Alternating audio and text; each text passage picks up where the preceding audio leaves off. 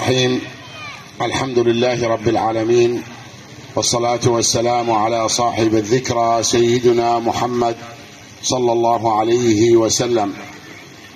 في البداية نعزي أهلنا في قضاء الحمدانية بحادثة الحريق، وحسب توجيهات الحكومة الاتحادية والحكومة المحلية في نينوى لمدة الحداد 3 أيام على هذه الفاجعة الأليمة. فإننا أبناء التكية القادرية الرفاعية للشيخ السيد سلطان محمد عيسى البدراني في ناحية الشورى نؤجل احتفالنا بالمولد النبوي الشريف لحين انتهاء فترة الحداد الرسمي، وستكون الاحتفالية بالمولد النبوي يوم السبت القادم 30/9/2023.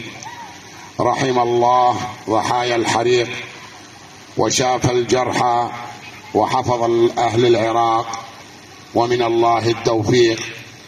رغم أننا أكملنا كل مستلزمات الاحتفال بما تشاهدوه من كل الأمور، لأن احنا موعدنا المفروض باشر الخميس 28/9، لكن تضامنا مع أهلنا في الحمدانية وتوجيهات الحكومة الاتحادية والمحلية فنؤجل احتفالنا إلى يوم السبت 30/9/2023.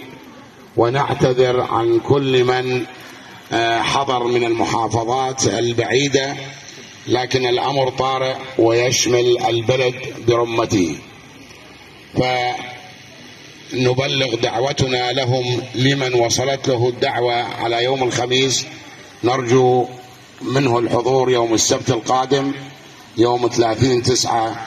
فحياكم الله، ونعتذر عن هذا التأخير، لكن لأمر هام وطارئ، ونحن أبناء البلد الواحد يجب علينا التكاتف، ويجب علينا أن نحس بما يحدث في هذا البلد ونبادلهم المشاعر. ومن الله التوفيق، والسلام عليكم ورحمة الله وبركاته.